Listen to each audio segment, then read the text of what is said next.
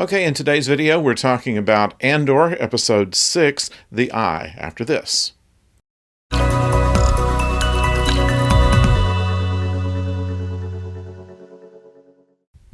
Hello out there, I'm the oldest nerd, and today we're talking about the 6th episode of Andor, and we finally get into some action.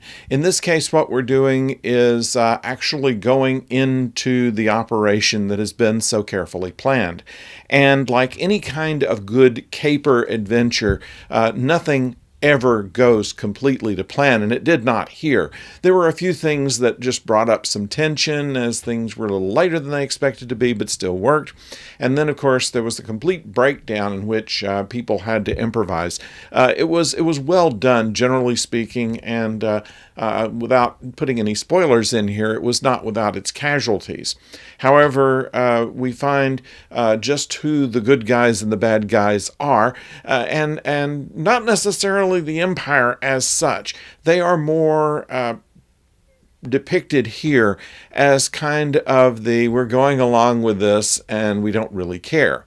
And this was explained during the episode. It's not that they even care about what they're doing. They're just going through the motions, and whatever they are bad about is not being intrinsically evil. It's just kind of going along with the flow. It doesn't actually make them good, but at the same time, the pure evil that they've been projected to be in previous efforts was not shown here. They're mostly just kind of bureaucratic and self-important and don't really care about anything else going around them.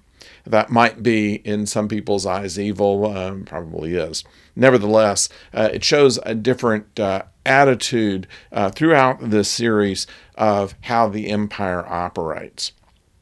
So, the eye, of course, in the title of this episode refers to the meteor shower that happens once every few years on this planet, and that the native population, which started out into the thousands and now is into somewhere around 60, come to this place in order to view the eye, which is this intense meteor shower. Of course, this was the plan by the rebels in order to cover for their actions, to be able to navigate themselves through this meteor shower without damaging themselves, something that the Empire might not be so good at. They were just going to ground all their flights.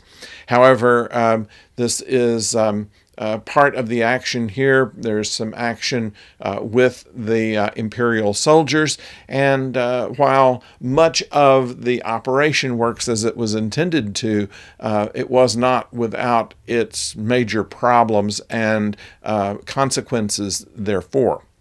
So we find Andor has become, while he's still talking mercenary, we're starting to see glimpses of his heroic nature, and that will obviously be brought forth as time goes on.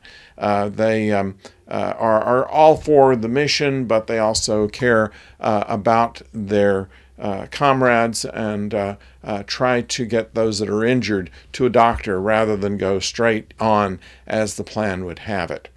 So a number of these things happen in here. I would say that it is well acted. The characters are believable. And while they do have some of the twists and turns that you find in any kind of group of misfits being put together, it was entertaining. So I think this was one of the better entries that we've seen in the series so far.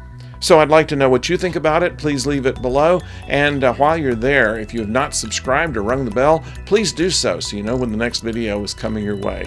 We review Star Wars series as well as Star Trek series, the Orville if it comes back, and of course Doctor Who, which will be premiering its 60th anniversary show this month, and it's going to have a number of surprises, one of which is not the fact that there's going to be a regeneration scene. That is something everybody knows, and that David Tennant is going to be in it, and a couple of the old companions.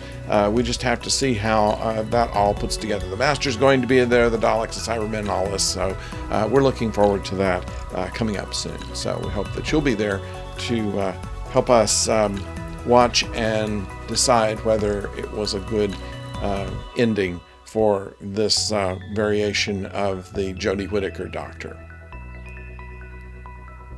And until next time, don't go far.